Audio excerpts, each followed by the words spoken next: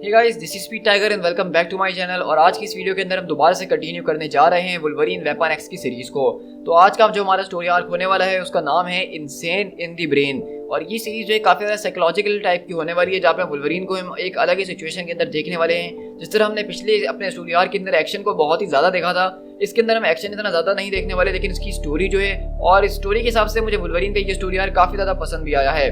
So guys, अगर आपको नहीं पता है तो मैं आपको बताता चलूँ इस वीडियो को स्टार्ट करने से पहले कि हम अपने चैनल के ऊपर मार्वल कॉमिक्स की टाइमलाइन को फॉलो कर रहे हैं, जो कि हमने 2000 से स्टार्ट करी थी। और 2000 से लेकर अब तक हम लोग जो है 2010 तक के सारे कॉमिक्स को कवर कर चुके हैं, जिसमें हमारे बड़े बड़े इश्यूज भी आए हैं, इवेंट्स भी आए हैं और छोटे मोटे टाई-इन स्टोरी आर्क्स भी हम कवर करते ही रहते हैं। तो एक तरह से देखा जाए तो हमारे पास मार्वल कॉमिक्स का एक भंडार मौजूद है चैनल के ऊपर। और अगर आप इन सारे के सारे कॉमिक्स को फॉलो करना चाहते हैं ऑर्डर के अंदर, तो डिस्क्रिप्शन में आपको नीचे लिंक मिल जाएगा speed tiger master timeline explain video का।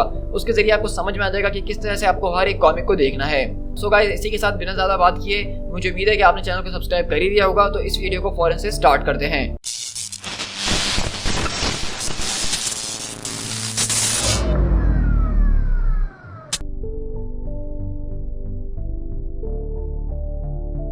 तो कहानी की शुरुआत बेसिकली एक डॉक्टर के साथ होती है, जो कि माइक्रोफोन के अंदर अपने पेशेंट से बात कर रहा है। और हम देखते हैं कि यहाँ पे पेशेंट जो है वो कोई और नहीं बल्कि लोगन यानी कि वुल्वरीन है। और अब ये यहाँ पे कैसे आया, ये पेशेंट कैसे बना, ये जैसे जैसे हमारी स्टोरी आगे प्रोग्रेस करती रहेगी तो आपको पता चलता रहेगा। लेकिन वो डॉक्टर सवाल करता है कि मुझे एक बात बताओ, क्या तुम्हें अपने चाइल्डहुड के बारे में कोई भी बात याद है? तो कहता है कि हाँ, मुझे एक बात जरूर याद है कि हम लोग एक बहुत ही बड़े फैंसी हाउस के अंदर रहा करते थे, और मैं जब छोटा था तो काफी बीमार रहा करता था। और मुझे ये भी याद है कि किस तरह से मेरे फादर की मौत हो गई थी, और मुझे ऐसा लगता ऐसा है कि मैंने शायद अपने फादर को खुद मारा था। तो डॉक्टर बोलता है कि अच्छा, इसके अलावा तुम्हें और क्या याद है? मुझे ये याद है कि मुझे वुल्फ्स ने बड़ा करा है। नहीं, वो मेरे ख्याल से वुल्फ्स नहीं बल्कि कुछ और थे, शायद वो वीजल्स थे। मैं स्पेनिश सिविल वॉर के अंदर लड़ चुका हूँ, मैं एक सुमुराई रह चुका हूँ जापान के अंदर, और मैं जो है खूबसूरत इंडियन प्रिंसेस से जो है प्यार के चक्कर में भी पड़ चुका हूँ। और हम दोनों एक साथ जो है कैबिन के अंदर रहा करते थे। लेकिन जब वो मर गई थी तो वो एक बार वापसी लौट कर आ गई थी, लेकिन जब वो दोबारा मरी तो फिर कभी लौट कर नहीं आई। मेरे पास दोस्त हैं जो कि उड़ सकते हैं, जो कि टेलीपोर्ट कर सकते हैं, मैं चांद पे जा चुका हूँ, मैं फ्यूचर देख चुका हूँ। तो वो डॉक्टर बोलता है कि ओके, जरा रुक जाओ, जरा आप इस बारे में सोच के देखो कि जो तुमने बातें मुझसे अभी सारी की सारी बातें कही हैं, क्या वो कोई सेंस बना रही हैं? तो लोगन बोलता है कि नहीं, ये ऐसा लग रहा है सुन के कि बहुत ही ज्यादा ऑड बातें हैं। तो लोगन बोलता है कि नहीं, इसको सुन के ऐसा लग रहा है कि ये प्रीटी मच। तो डॉक्टर बोलता है कि प्रीटी व्हाट, क्या हो वो वर्ड, आखिरकार तुम क्या कहना चाहते हो? ये बिल्कुल ठीक है, इसको कहने में कोई बुराई नहीं है। तो वहीं से हम देखते हैं कि लोगन यहाँ पे एक सेल के अंदर बैठा हुआ है, जिसको यहाँ पे पकड़ के रखा हुआ है, और वो कहता है कि इट्स प्रीटी क्रेजी, ऐसा लग रहा है कि मैं काफी क्रेजी साउंड कर रहा हूँ, लेकिन मैं ये सारी की सारी मेमोरीज को देख सकता हूँ जिस तरह से ये मेरे दिमाग के अंदर घूम रही है। मुझे महसूस हो रहा है कि ये मेरी ही मेमोरीज हैं। तो वहीं से वो डॉक्टर बोलते हैं कि मैं इसमें तुम्हारी मदद कर सकता हूँ, और इसी वजह से तो तुम यहाँ पे आए हो। लेकिन इसी के साथ हम देखते हैं जब वुल्वरीन यहाँ पे इस डॉक्टर से बात करेंगे, उसके सवालों के जवाब दे रहा होता है उल्टे सीधे, तो उसके दिमाग के अंदर भी उसकी अपनी एक आवाज चल रही होती है, जो कि ये बात सोच रही है कि आखिरकार यहाँ पे हो क्या रहा है, मैं यहाँ पे कर क्या रहा हूँ, यहाँ पे कुछ ना कुछ गड़बड़ जरूर है, लेकिन क्या गड़बड़ है वो मुझे पता नहीं चल पा रहा है। और उसी तरह वो डॉक्टर उसका इंटरव्यू लेने के बाद कहता है कि चलो अब तुम यहाँ पे आराम करो और सो जाओ थोड़ी देर, हम कल दोबारा इस चीज के ऊपर बात करेंगे। तो वहीं से लोगों बोलता है कि सो जाऊं, लेकिन क्यों? मुझे ऐसा लग रहा है कि यहाँ पे कुछ ना कुछ चीज जरूर गलत हो रही है, कुछ ऐसी चीज जो मैं भूल रहा हूँ। आखिरकार ये जगह क्या है? आखिरकार तुम हो कौन? आखिरकार मैं कौन हूँ? लेकिन वहीं पे हम देखते हैं कि जैसे ही वो डॉक्टर उसको सोने के लिए बोलता है तो वो दोबारा से वहाँ पे सो जाता है। तो उसके सेल के बाद हम देखते हैं कि पेशेंट एक्स का टैग लगा होता है, और वहाँ पे ये भी लिखा होता है कि मेरा नाम लोगन है और मैं पागल नहीं हूँ। लेकिन कोई शख्स आके उसको मिटा रहा होता है यहाँ पे, जो इसकी सफाई वगैरह कर रहा होता है। और उसी तरह देखते हैं कि ये एक तरह की बिल्डिंग मौजूद है, जिसके अंदर इस तरह के शायद और भी पागल मौजूद है, और ये बिल्डिंग देखने में ही काफी ज्यादा हॉरिफाइड लग रही है, और समझ में नहीं आ रहा है कि इस वक्त यहाँ पे चल क्या रहा है। और उसी तरह अगले दिन शिफ्ट होते हैं, यहाँ पे लोगों को दो यहाँ के सिक्योरिटी गार्ड लेके जा रहे होते हैं और कहते हैं कि ऑल राइट पार्ल, क्या तुम्हें अब कुछ याद आ रहा है, या फिर तुम्हें दोबारा से हम उस स्ट्रेट जैकेट के अंदर डाल दें? तो इसे लोगों ने अपने दिमाग के अंदर सोचता है कि अब मैं कोई भी पागलों वाली हरकत नहीं करूंगा, ताकि ये लोग मुझे दोबारा से उस कमरे के अंदर ना डाल दें। ये काफी ज्यादा वियर्ड प्लेसेस जैसी मैंने पहले कोई जगह नहीं देखी, क्योंकि हम देखते हैं कि यहाँ पे और भी लोग मौजूद है जो किसी टाइप के पागल लोग हमें नजर आ रहे हैं। और वहीं से लोगन बताता है कि आज जो है ट्यूसडे का दिन है, और ट्यूसडे के दिन जो है मीट लोफ का डे होता है। आखिरकार यहाँ पे ये कर क्या रहा है? लेकिन मुझे इस सब के बारे में कैसे पता? मैं यहाँ पे आखिरकार कब से मौजूद हूँ? लेकिन वहीं पे हम देखते हैं कि एक आदमी बैठा होता है और कहता है कि हे न्यू गाय, कैसे हो तुम? आज ट्यूसडे है और ट्यूसडे जो है मीट लोफ का डे होता है। तो लोगन बोलता है कि मैं जानता हूँ, और वो बताता है कि इसका नाम चार्ली चेनसो है। लोग इसको इस नाम से इसीलिए बुलाते हैं क्योंकि ये लोगों की जान ले लेता है चेन सॉ के जरिए, और इसका भी शायद इसी तरह से दिमाग खराब है जिस वजह से इसको यहाँ पे भर्ती किया गया है। लेकिन अब ये यहाँ पे जो है चेकर्स खेलता है, लेकिन मैं ये नहीं कह सकता हूँ कि ये बिल्कुल सही तरीके से खेलता है। वो जो वहाँ पे तुम देख रहे हो वो बाइटर है और उसके मुंह पे जो एक अजीब सा हेलमेट है उसका एक रीजन है ताकि वो किसी को जो है खा ना सके। जब भी लंच टाइम होता है तो वो कोई खाना वगैरह नहीं खाता है, ना ही उसको छूता है, बस वो यहाँ बैठ के सबको देख रहा होता है और उसको देख के ऐसा रियलाइज होता है कि वो वाकई में एक बहुत ही खतरनाक किस्म का आदमी है जो कि बिल्कुल पागल हो चुका है। और वहाँ जो वो लेडी बैठी है वो उसका नाम है द विडो। विडो जो है किसी से बात नहीं करती और अपने काम से काम ही रखती है और उसकी वजह ये है कि उसने अपनी जबान को जो है काट के निकल लिया था। और उसी तरफ देखते कि बेसिकली लोग यहाँ पे जैसे जैसे गुजरते हुए जा रहे होते हैं तो वो अलग अलग लोगों का इंट्रोडक्शन करवा रहा होता है, जिससे ये हमें पता चल रहा है कि ये जगह बिल्कुल पागल खाना है। लेकिन लोगन वहीं से आगे बढ़ता और कहता है कि मैं यहाँ पे कर क्या रहा हूँ, ये जगह क्या चीज़ है, मैं यहाँ पे बिलोंग नहीं करता हूँ इन सारे के सारे लोगों के दरमियान। लगता है कि यहाँ पे इन लोगों से एक बहुत ही बड़ी गलती हुई है। मे भी अगर मैं डॉक्टर रॉटवेल से बात कर सकूँ तो ये सारी की सारी चीज़ें क्लियर हो जाएं। लेकिन हम देखते हैं कि लोगन जब यहाँ आगे जा रहे होते हैं तो वहीं से वो गार्ड जाते हैं और कहते हैं कि आखिरकार तुम्हें क्या लग रहा है कि तुम यहाँ से कहाँ जाने वाले हो।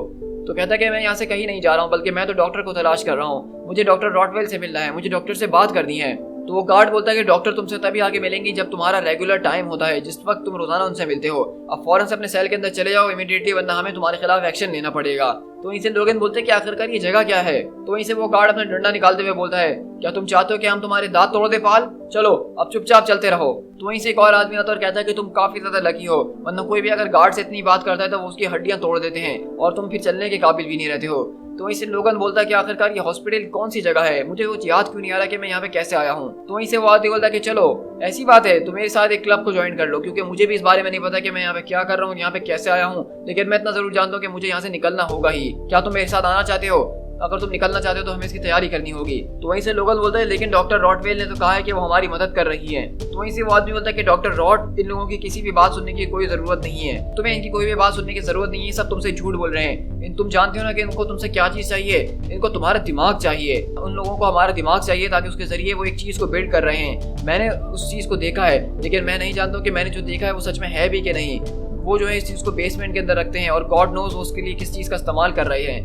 तो लोगन बोलते हैं कि ये तो बिल्कुल क्रेजी चीज है, तुम ये क्या बोल रहे हो। तो कहता है कि हाँ मैं जानता हूँ कि मैं ही यहाँ पे अकलौता क्रेजी नहीं हूँ, बल्कि इस जगह के अंदर लाके हम सबको यहाँ पे खड़ा कर दिया ताकि हम सब अपने आप को पागल समझ सकें। तो वहीं से लोगन बोलता है तो आखिरकार वो कौन सी जगह थी जहाँ पे मैं जा रहा था। तो वो आदमी बोलता है कि वो है इनक्यूरेबल वार्ड। वहाँ पे उन लोगों को डाला जाता है जो कि मुकम्मल तौर पे पागल हैं और डॉक्टर रॉटवेल उनके साथ कुछ भी नहीं करना चाहती है। वो उसी डेंजन के अंदर पड़े रहते हैं, वहीं पर सड़ते रहते हैं और वहाँ से कभी निकल के बाहर नहीं आते हैं। और अचानक हम देखते हैं कि वहाँ पे घंटी बजना शुरू होती है। तो वो आदमी बोलता है कि लगता है कि हमारी दवाई का वक्त हो गया है, अब हमें यहाँ से चलना चाहिए, वरना किसी ने अगर हमें यहाँ पे देख लिया तो कुछ मसला हो सकता है। और अगर तुम्हें यहाँ से बाहर निकलना तो तुम्हें उसके लिए तैयार रहना पड़ेगा जब मैं तुम्हें बुलाऊं। क्या तुमने सुना मैंने तुमसे क्या कहा? अदरवाइज तुम यहाँ पे अकेले ही रहने वाले और तुम्हारा जो हाल होगा वो तुम सोच भी नहीं सकते हो। और इसी तरह हम देखते हैं वो लोग एक लाइन के अंदर लगे होते हैं और सबको यहाँ पे एक एक करके जो मेडिसिन दी जा रही होती हैं। तो वहीं से लोगन बोलता है कि ये कोई मेडिसिन तो नहीं, बल्कि ये तो एक जेली बीन और पेंसिल इरेजर लग रहा है। तो वो आदमी बोलता है कि चुपचाप अपनी मेडिसिन लो, वरना नेक्स्ट टाइम तुम डॉक्टर को नहीं देख पाओगे। और उसी तरह देखते हैं कि वहाँ से लोगन आगे बढ़ते और अपनी मेडिसिन लेते हुए वहाँ से आगे चले जाता है। और हम देख रहे हैं कि यहाँ पे सीसीटीवी कैमरास के जरिए उनकी हर एक चीज के ऊपर नजर रखी गई है। लेकिन अचानक जब यहाँ पे रात में लोगन सो रहे होते हैं तो वो आदमी आता और कहता है, हे न्यू गाइस, जरा उठ जाओ, अब निकलने का टाइम आ चुका है, मुझे चाबी मिल गई है, हमें यहाँ से निकलना होगा। तो वहीं से लोगन बोलता है कि देखो मैं इस बारे में नहीं जानता हूँ कि मुझे ये करना है या नहीं करना। तो वो आदमी बोलता है कि ठीक है, अगर अभी नहीं तो फिर कभी नहीं, तुम मेरे साथ चल रहे हो कि नहीं। तो लोगन वहाँ से सेल से बाहर आता है और कहता है कि देखो मेरी बात सुनो। तो वहीं से वो आदमी बोलता है कि तुम जाओ जहन्नुम में और उसके लिए तुम्हें गुड लक, लेकिन मैं तो यहाँ से निकल रहा हूँ क्योंकि मुझे अपना दिमाग बहुत ही ज्यादा प्यारा है। और अगले बार हम देखने के लोगन जो है बेसिकली उसको निकलने का मौका भी दिया जा रहा होता है, लेकिन लोगन फिर दोबारा अपने सेल के अंदर चले जाता है। और अगले दिन सब कुछ बिल्कुल वैसा ही हो रहा होता है, मतलब वो दोबारा से मेडिसिन की लाइन में लगे होते हैं और मेडिसिन ले रहे होते हैं। लेकिन लोगन वहीं पे उसी आदमी के पास आता है जो कि यहाँ चुपचाप बैठा होता है और कहता है कि हे आखिरकार क्या हुआ, मैंने तो सुना था कि तुम कल रात बाहर निकल रहे हो, क्या उन लोगों ने तुम्हें पकड़ लिया, तुम्हारे साथ कुछ बुरा किया है, क्या हो, तुम मुझसे कुछ बात क्यों नहीं कर रहे हो, क्या तुम मुझ पर अभी भी गुस्सा हो, क्या मैंने कोई गलती करी है। लेकिन वहीं पे हम देखते हैं कि उस आदमी की हालत जो है अब वो बहुत ही ज्यादा बुरी हो चुकी है। उसका पूरा का पूरा सर खुल चुका है, उसके ऊपर टांके लगे हुए हैं और शायद जो वो बोल रहा था वो हो चुका है, यानी कि उसका दिमाग निकाल लिया गया है। और ये देख के लोगन काफी ज्यादा डर जाता है और उसको एक आदमी बोलता है, क्या हो, आके अपनी मेडिसिन लो। और इसी तरह हम देखते हैं कि लोगन आज अपनी मेडिसिन लेता है और उसके अंदर हम देख रहे हैं कि बेसिकली कोई मेडिसिन नहीं, बल्कि वहाँ पे तो कुछ बटन हैं जो कि उनको खिलाए जा रहे हैं। और यहाँ टीवी के अंदर उनको बिठा के यहाँ पे स्पॉन्ज बॉब कार्टून दिखाए जा रहे हैं, जिसको ये सारे के सारे लोग पागलों की तरह एंजॉय कर रहे हैं। और इसी तरह हम देख रहे हैं कि यहाँ पे रात में इनकी आज एक पार्टी भी है, जिसके अंदर एक अलग ही माहौल चल रहा है, सारे के सारे पागल लोग नशे में नाच रहे हैं। वहीं पे देखते हैं कि आदमी आता और कहता है, तो आखिरकार तुम पार्टी एंजॉय कर रहे हो। तो लोगन बोलता है कि डॉक्टर रॉटवेल, क्या आप ही हैं ये? तो कहता है कि हाँ ये मैं ही हूँ, लेकिन आज मैंने सोचा कि अपने मरीजों के साथ थोड़ा सा एंजॉय कर लेना चाहिए, तुम आखिरकार अपना मास्क क्यों नहीं पहन रहे हो।